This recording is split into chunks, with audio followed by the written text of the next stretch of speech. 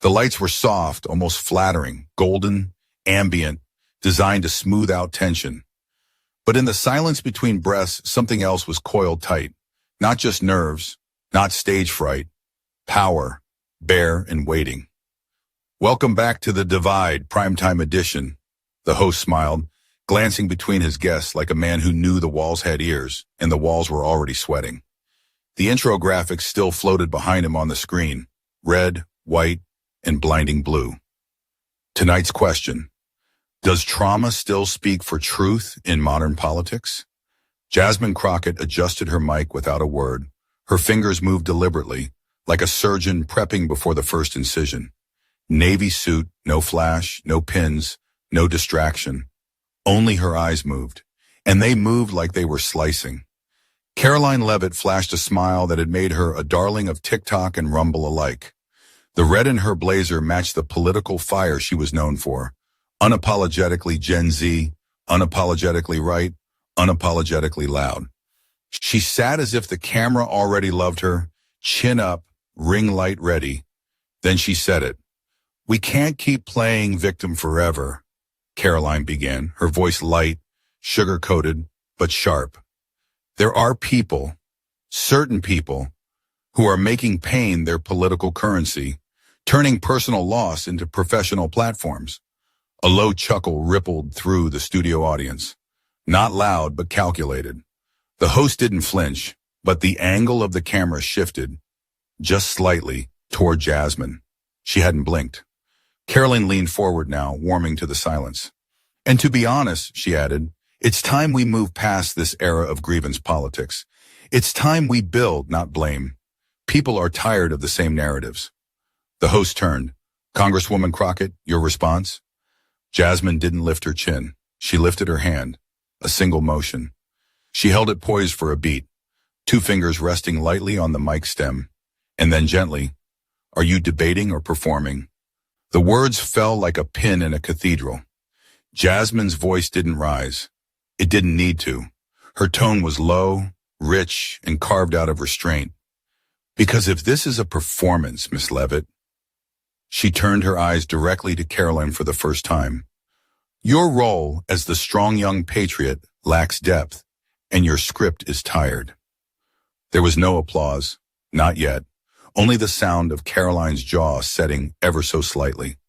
"Excuse me," Karoline said, her voice clipped. "I don't excuse you," Jasmine replied. Gasps fluttered from the gallery seats behind the camera. The host's mouth opened, then closed. Jasmine leaned forward, elbows on the table, steady. "See, I don't have the luxury of calling my lived pain a narrative," she said. "I didn't ask for a backstory that plays well on television. Mine doesn't come with violins, it comes with body cameras." The camera snapped to Karoline, whose smile now had a tremor in the corners. Her fingers tightened on her cue cards. "Don't patronize me," she snapped. "I've had struggles too." Jasmine's reply was instantaneous. "Struggle isn't a prop, Miss Leavitt, and struggle without context is just branding." A pause. The host tried to interject. Too late. "You say people are tired of the same narratives," Jasmine continued, now cold and exacting. "But the narrative you're pushing, that progress is just performance. That trauma must be retired for patriotism to thrive. That's not new. That's centuries old." Karoline opened her mouth, but Jasmine pressed on, voice quieter now, but razor sharp. "And here's the thing. The people who built this country didn't get to opt out of pain. So maybe your generation is tired of hearing about injustice, but we're tired of living it." For the first time all night, Karoline looked away. Jasmine didn't stop. "You talk about victims," she said, her tone softening just enough to cut deeper. "I watched my mother be handcuffed by police on our porch for reporting her car stolen. That's not a talking point. That's my childhood." The studio fell into absolute stillness. The host leaned back, no cue cards, no transition, only his breath, shallow and uncertain. Jasmine turned back to the camera. Not the crowd, not Karoline. The lens. "What you call grievance, I call survival. What you call tired, I call testimony. And when you mock it, What you're really mocking is the courage it takes to speak when no one wanted to hear you in the first place. A beat. Then the silence broke.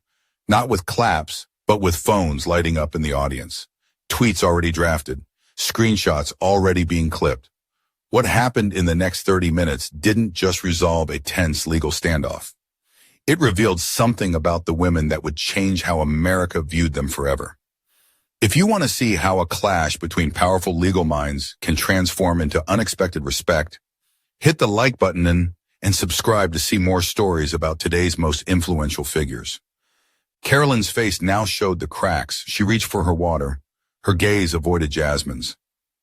And Jasmine?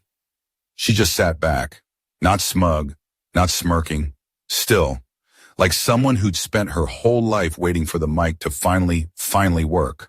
There was something surgical about how Jasmine Crockett waited. She didn't interrupt, didn't interject. She sat, motionless, composed, letting Karoline Leavitt speak herself deeper into the very narrative she just tried to disown. Karoline didn't realize it yet, but the unraveling had already begun. Across from her, Jasmine's silence wasn't passive. It was strategic, like a lawyer watching a witness contradict themselves. Knowing when to strike was more important than striking first. Karoline pressed on. And if we keep treating America like a wound that never healed, she said, scanning her note card, we miss out on all the progress we've actually made. This country doesn't need more reminders of what it got wrong. It needs solutions. Her voice was bright, like a teacher at a charter school fundraiser. But Jasmine was already reaching for her mic. Not rushed, not aggressive, just timed. She waited for Karoline to place her note card down. Then she spoke.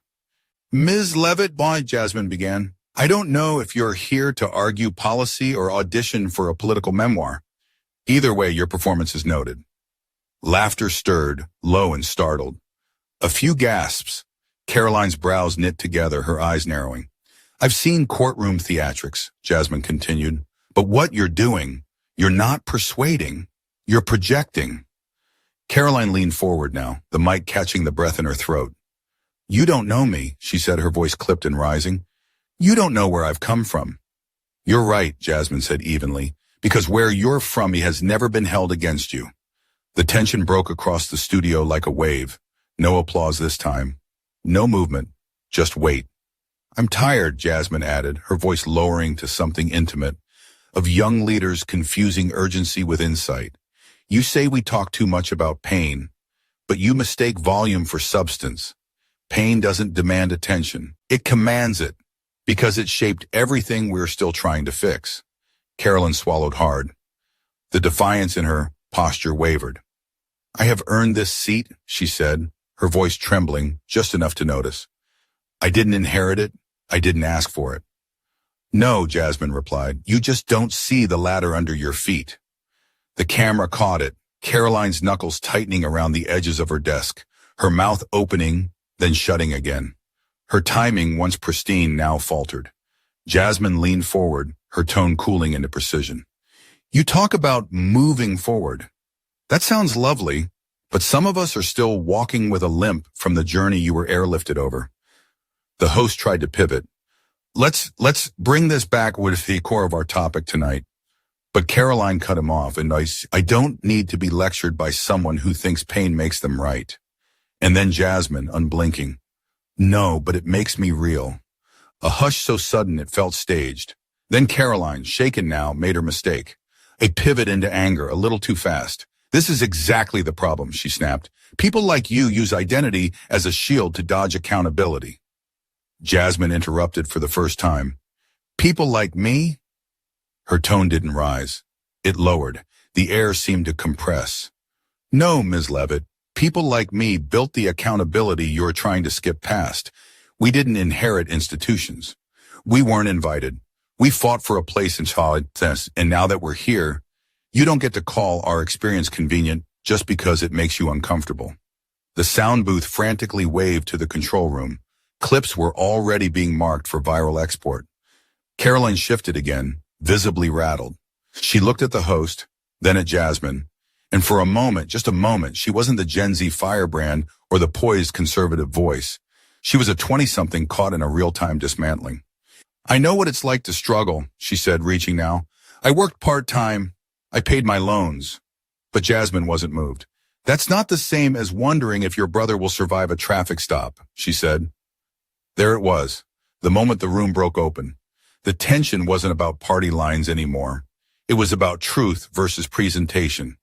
Lived history against borrowed narrative. The host tried again to intervene. Let's take a quick break. But Jasmine held up her hand. Let me say this last part, she said quietly, because I don't think we'll get this moment again. Karoline sat still, didn't interrupt.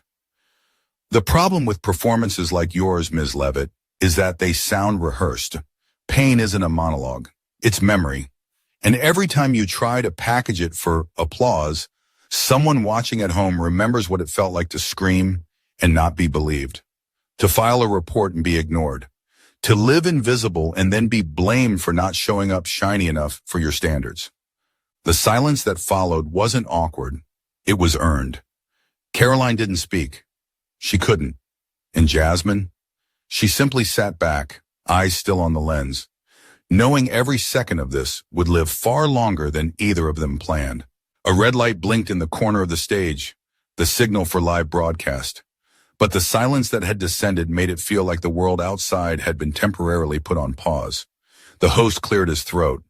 Let's pivot slightly, he began, fingers fidgeting with his cue cards. Congresswoman Crockett, earlier you referenced, but Jasmine raised one hand. No, she said quietly. Not yet. She talked about pain like it's an accessory, like it's something we pick up to match an agenda. She turned fully now to face Karoline. So let me tell you what pain actually looks like.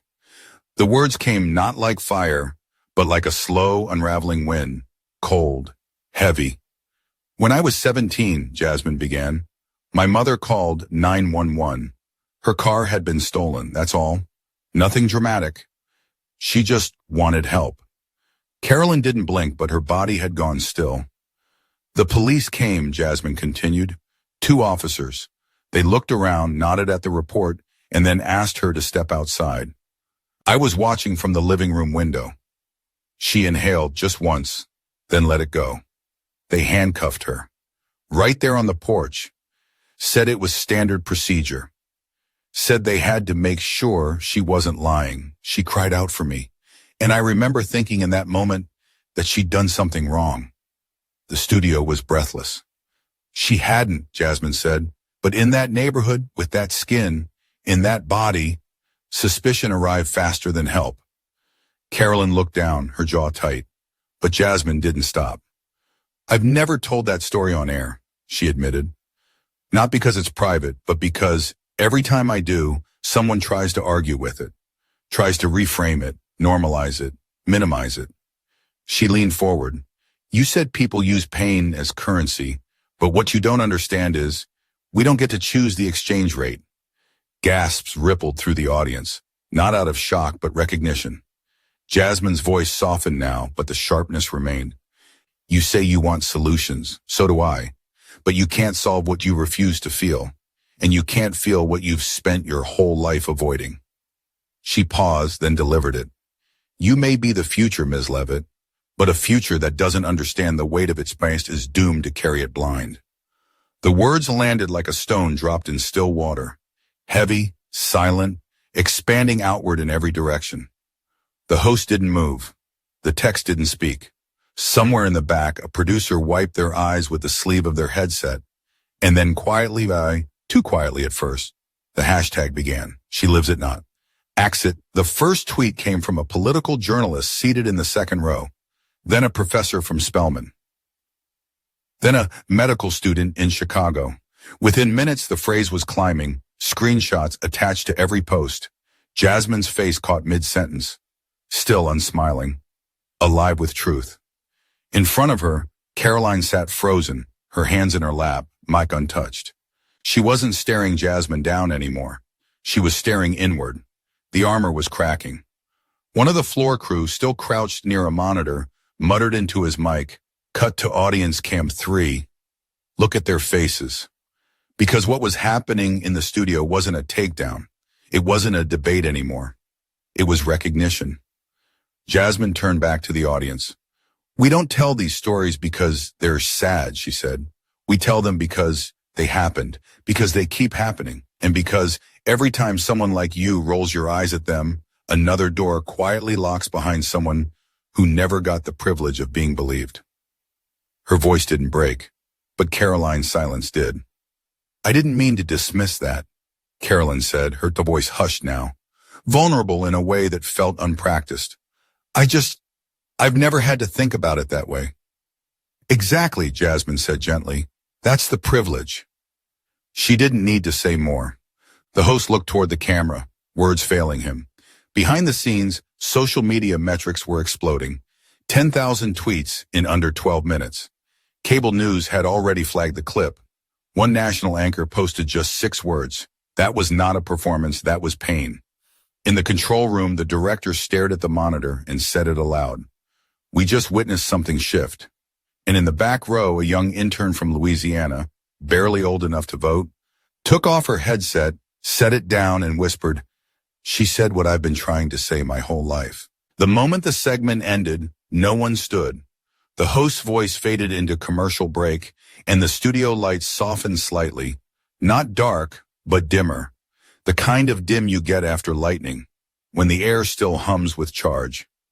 Karoline Leavitt remained seated, gaze fixed somewhere past the cameras. Her hands, once so sure, now rested in her lap, still unmoving. A single line of hair fell across her cheek, and for the first time that night, she didn't brush it away. Across from her, Jasmine Crockett exhaled quietly, her hands folded on the desk, still composed, still deliberate, but softer now, like a storm that had passed over. Not because it had weakened, but because it had said everything it came to say. The host looked between them, eyes scanning for a place to pivot. Congresswoman, he said, voice gentler now. Before we wrap, is there anything you'd like to leave us with? Jasmine didn't move immediately. Then, slowly, deliberately, she raised the mic again. One last thing, she said. The words hung in the soft hush that followed. No script, no counterpoint, just her. I've heard the phrase woke politics more in the last year than in the first 30 years of my life. And every time someone uses it, they're not talking about justice. They're not talking about policy. They're talking about discomfort. Karoline blinked slowly, her chin lifting just slightly. You can dress it up, Jasmine said.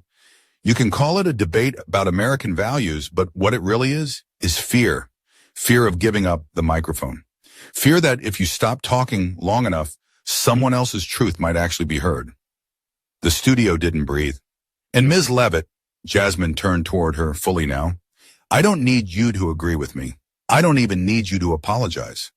But if you're going to walk into spaces where people's lives are still defined by systems you haven't had to survive, then at the very least, know the weight of what you mock. Karoline's throat bobbed. Her lips parted, but no sound came. Because here's the thing about lived experience, Jasmine said, voice steady. You can't rehearse it. You can't quote it from someone else's memoir. You can't build it into a brand. It either breaks you or builds you. And if you're lucky, and I mean really lucky, it teaches you how to hold power without forgetting the people who never had it. The control room camera stayed fixed on Jasmine. No cuts, no overlays. So you want to lead? She said, eyes locked on Karoline's. Start by listening to the people who didn't get the same starting line. Start by respecting stories that weren't edited for your comfort. Start by realizing that surviving injustice isn't a political flex. It's a scar that never asked to be shown. It beat, then two. The host leaned in, lips parted, but Jasmine spoke again, softer this time. The closing line not aimed at her opponent, but at the room. If we can't hold space for pain, we shouldn't be trusted with power. Then she placed the mic down, gently. Karoline finally looked up, not with defiance, but with the stunned, wordless expression of someone watching the ceiling of a familiar room begin to shift. The applause didn't come immediately. It wasn't that kind of moment. It came later. It came as the studio lights rose and people stood, not for the production, but for the truth that had briefly, unmistakably taken over. Later that night, in homes across the country, viewers replayed Jasmine's closing words. On campuses, in churches, in group chats where people finally said, "This is what I've been trying to explain." A teacher in Atlanta wrote, "She didn't silence the room. She freed it." A veteran in Milwaukee tweeted, "If you've ever been told to stop talking about the past, play them this clip." A 16-year-old in Oakland stitched the moment into a TikTok and whispered, "This is why we're still not done." And under it all, the hashtag rose again. Hashtag she lives it, not acts it. But this time it came with a second one. Start by listening. And if you watch Jasmine as the cameras faded, back straight, eyes forward, heart still steady, you could see it. She hadn't won the night by speaking louder. She'd won by making silence unbearable. If that moment hit you too, don't just sit with it. Comment below, like if this silence needs to break further. Subscribe, not for us, but for the stories still unheard. The makeup room lights buzzed faintly, not loud, just enough to register in the background. The kind of hum that's always there, until silence makes it obvious. Karoline Leavitt stood in front of the mirror, but not looking at herself. Her reflection was there, perfect and polished, foundation intact, lashes still curled, mic still clipped to her lapel. But she stared past it, past the image, past the mask. In the hallway just beyond the glass, Jasmine Crockett was wrapping up a quiet conversation with her producer. No hand gestures, no performance, just eye contact, nods, the occasional smile that never reached more than halfway up her face. The producer thanked her. Jasmine nodded once, tucked her notes under her arm, and walked off without another word. Karoline watched the whole thing through the mirror. She didn't follow. Backstage, the crew had retreated to their corners, too stunned for their usual debrief banter. No jokes about ratings, no predictions about who would go viral. They knew it had already happened. Inside the editing bay, a technician fast scrolled through the footage. "I need a clean cut of that last minute," he said. "Which part?" his assistant asked. He didn't answer, just pointed. "Where she says, 'If we can't hold space for pain, we shouldn't be trusted with power.'" That's the clip. Meanwhile, outside the studio, it was no longer just political Twitter tracking the moment. CNN and MSNBC pushed emergency graphics. Fox aired a partial clip, carefully trimmed. But on TikTok, the unedited segment exploded. Jasmine's voice unfiltered, Karoline's silence untouched. A user with 6 followers posted a tear-streaked video at 11:03 p.m. "I've never cried during politics before. I didn't expect it. I didn't even like her before this, but she said what my mom couldn't at her job. She said what I've been too scared to post." And somewhere in a quiet apartment in Manchester, New Hampshire, Karoline's campaign advisor sat on his couch, watching it unfold in real time. He'd warned her before the show, don't go after her story, stick to numbers, stick to strategy. But she'd insisted. She'd wanted to challenge the grievance machine, wanted to prove that Gen Z conservatives could go toe-to-toe with legacy activists. He rubbed his forehead now, eyes locked on his second screen. Karoline was trending, but not the way she planned. Karoline crumbles, mush privilege. In real time, Crockett commanded. The headlines weren't brutal. They were worse. They were accurate. At the same time, Jasmine Crockett sat in the back of a car heading toward Capitol Hill. Her phone buzzed endlessly, but she left it face down beside her. She stared out the window, eyes catching only her reflection in the glass. Not proud, not smug, just alert. Her staffer in the front seat turned. "You shattered her tonight," she said.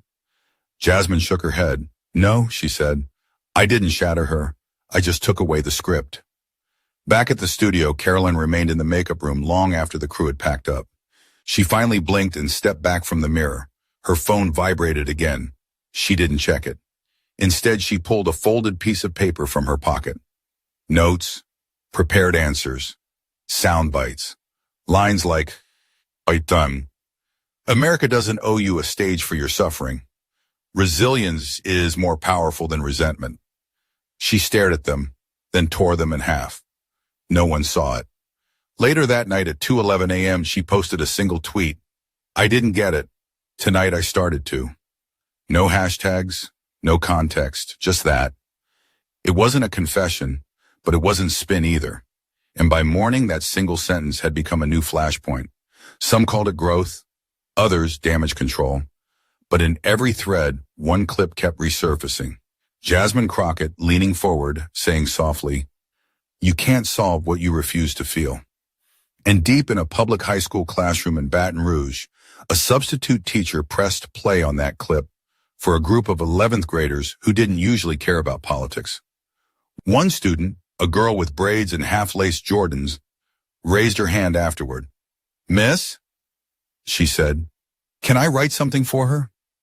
The teacher nodded. The girl pulled out a piece of notebook paper, wrote the words slowly, then added her name at the bottom. "You made space for us tonight. That means everything." The next morning, the headlines didn't shout.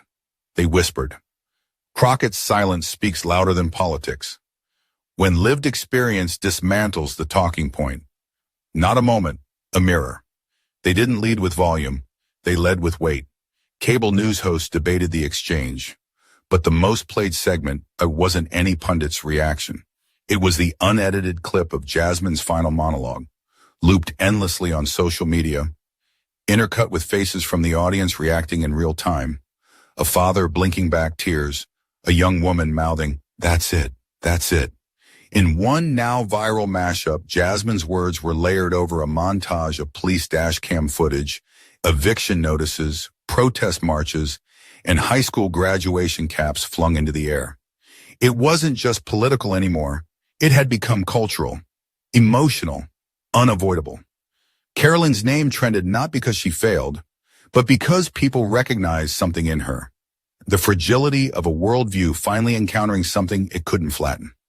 Inside the Capitol later that day, Jasmine walked briskly through a marble hallway lined with portraits of men who never knew her name. Reporters followed, cameras angled, microphones floated just inches from her. "Congresswoman Crockett, did you mean to go that far? Do you regret how personal it got? Do you think this will impact bipartisan work?" Jasmine didn't stop, not until one voice cut through the clamor.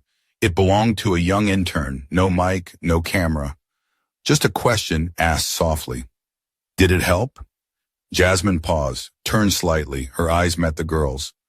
"Maybe not yet," she said, "but it will." At a press conference later that afternoon, Karoline Leavitt stood behind a podium. The seal of her office framed the backdrop. The usual opening remarks were prepared on the screen of a nearby teleprompter.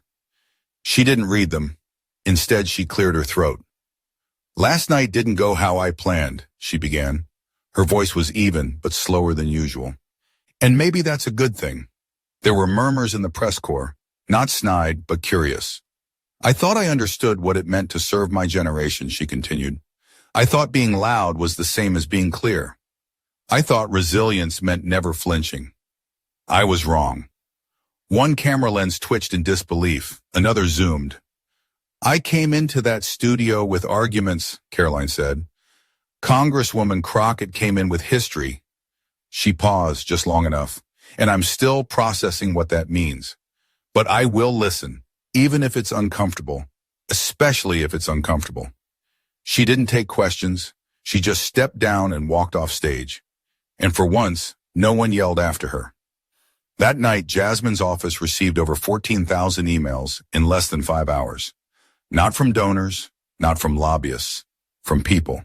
From nurses in Arkansas, from barbers in Chicago, from students in Ohio, from grandmothers in California who never thought to write a congressperson before. Each message carried a different story, but they all ended the same. "Thank you for saying it out loud." Somewhere in Detroit, a middle school civics teacher printed out Jasmine's exchange and assigned it as reading homework. Somewhere in Alabama, a former city councilwoman called her daughter just to say, "You were right. Things are changing." And somewhere in Washington, the host of The Divide stood in a dark editing bay with his producer. "She broke the format," the host muttered. "She didn't even play the game." The producer didn't answer. She just hit play again. Jasmine on screen. "Start by respecting stories that weren't edited for your comfort." The next day, a high school debate team in Austin paused practice to analyze the Crockett-Leavitt exchange. One student, quiet, reserved, never a lead speaker, raised his hand. "My uncle always said no one listens to us unless we're polite," he said. But she wasn't rude. She was just tired of pretending it wasn't real. He volunteered to be first up in the next match. In the quiet of Jasmine's office, away from the headlines and emails and phone buzzes, she stared out the window for a long time. A staffer walked in and asked gently, "Was that the plan?" Jasmine didn't turn around. "There was no plan," she said, "just a truth that finally had room to breathe." In a country where every conversation felt like a war, Jasmine hadn't fired shots. She'd opened the door and let the silence speak for itself. In the weeks that followed, the Crockett-Leavitt exchange didn't just remain relevant, it deepened. Think pieces multiplied. University courses referenced it. Pundits scrambled to categorize what had happened, but the language failed them. It hadn't been a debate. It hadn't been a takedown. It had been a rupture. Not because one woman silenced another, but because one woman made silence impossible to ignore.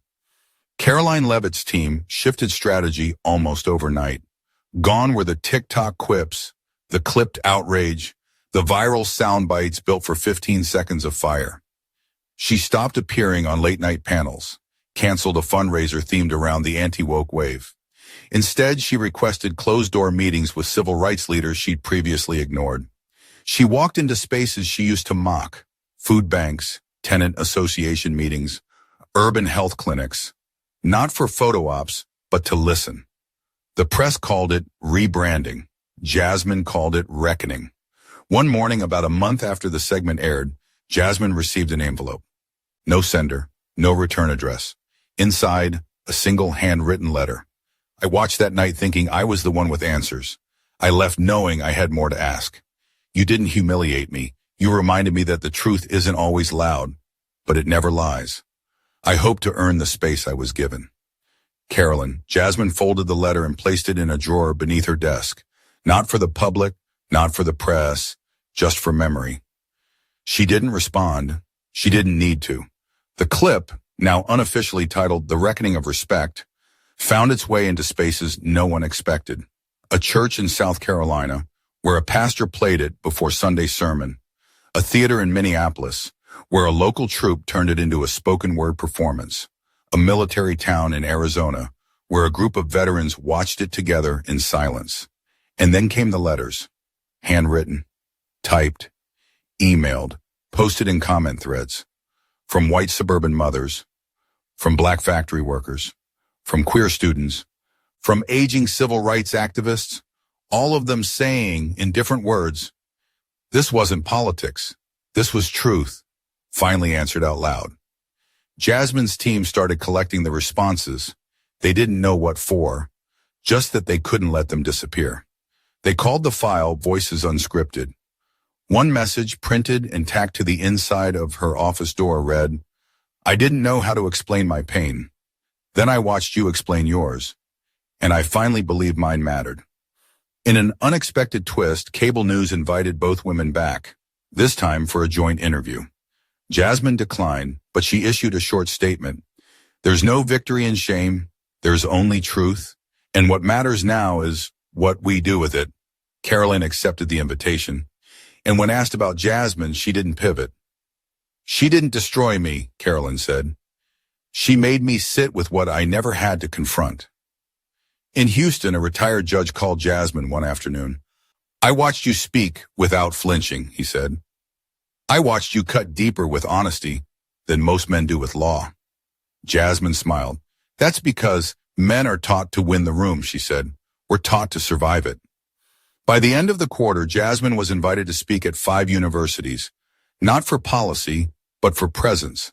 She turned most of them down, except one, Howard.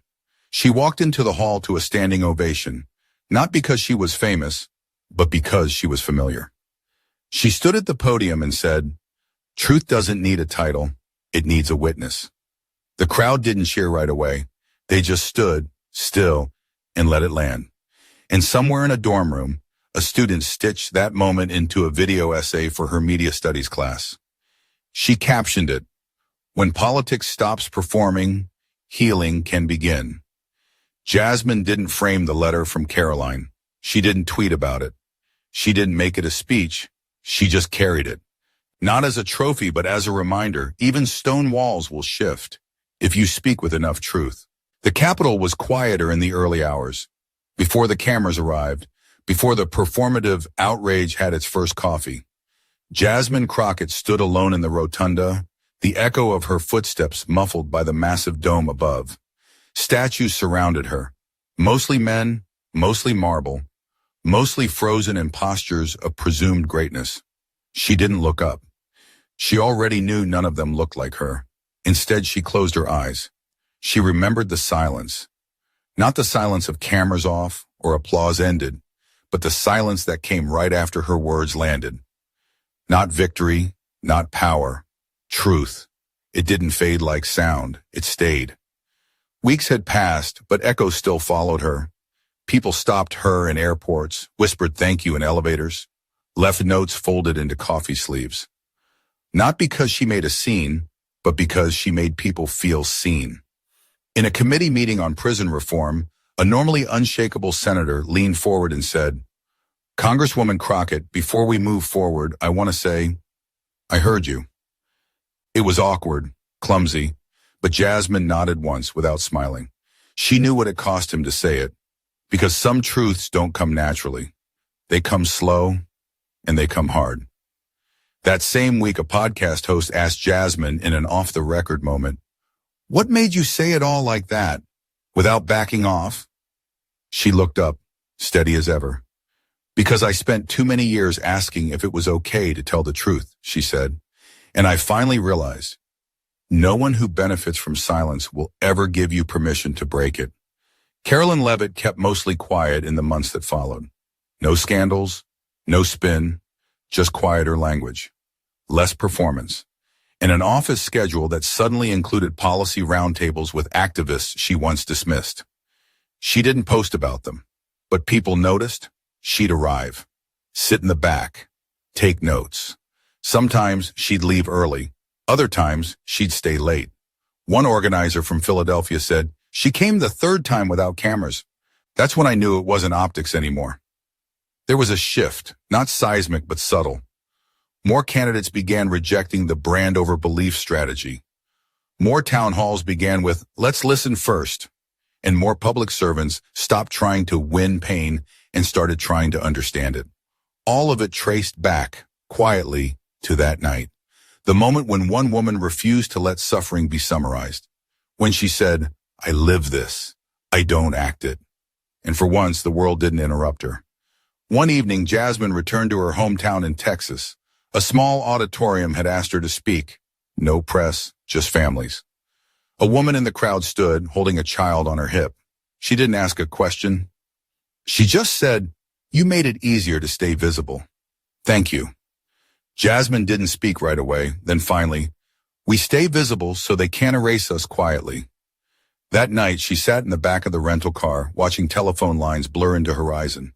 Her staffer asked, "Do you think Karoline ever understood what really happened that night?"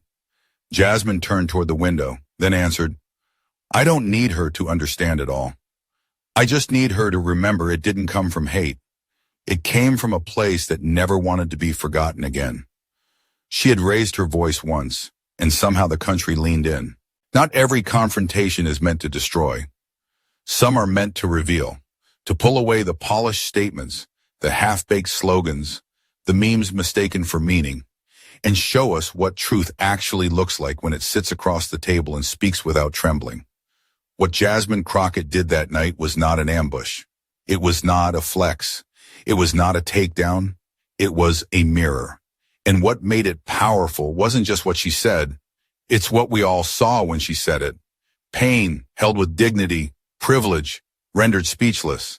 And two futures, one rehearsed, one real, crashing into each other, not with violence, but with reckoning. Because there comes a point when pretending not to know becomes harder than simply knowing. When comfort can no longer be your compass. When listening becomes the bravest thing left. If this story moved you, challenged you, or simply made you think deeper, Don't keep it to yourself. Comment below with your thoughts. Share this story with someone who needs to hear it. Subscribe if you're ready for more truths told in silence. And if you believe these stories deserve light, hit like not for us, but for those still unheard.